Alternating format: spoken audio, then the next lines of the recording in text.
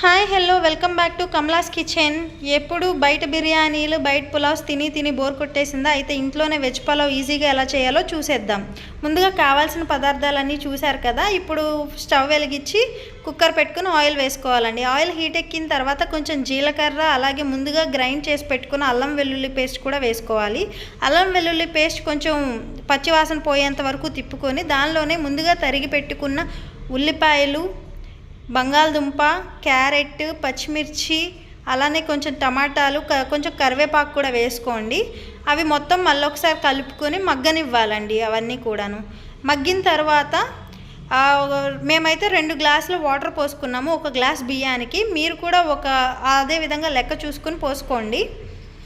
అవి దాంట్లోనే చిటికెడు పసుపు, అలాగే మీ టేస్ట్కి తగినంత సాల్ట్ కూడా వేసుకొని కొంచెం వాటర్ బాగా మరిగేంత వరకు ఉంచుకోవాలండి. అలానే పక్కన ఈలోపు బియ్యం కడిగి పెట్టుకోవాలి. ఇప్పుడు ఆ మరుగుతున్న సమయంలో మీరు ఆ కడిగిన బియ్యాన్ని తీసుకొచ్చి దీనిలో వేసుకుని మొత్తం ఒకసారి కలుపుకోవాలండి. దాంట్లోనే ఇప్పుడు కొంచెం కొత్తిమీర కూడా వేసుకుని మొత్తం కలుపుకొని కుక్కర్ మూత పెట్టుకుని 3 విజిల్స్ రానివ్వాలి. ఈ లోపల రైతా ఎలా చేయాలో చూసేద్దాము.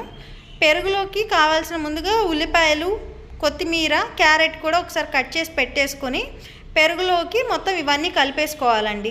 దాంట్లోనే చిటికెట్ టేస్ట్ అంటే మీ టేస్ట్కి తగినంత సాల్ట్ కూడా వేసుకుని మొత్తం కలుపుకుంటే రైతా రెడీ. అంతేనండి. ఈ లోపల కుక్కర్ కూడా విజిల్స్ అయిపోయినాయి. ఒకసారి తీసి ప్లేట్లోకి సర్వ్ చేసేసుకుందాము. మసాలాలు ఎక్కువ లేకుండా టేస్టీగా చాలా బాగా వచ్చింది. మీరు కూడా ట్రై చేయండి. Please like and subscribe.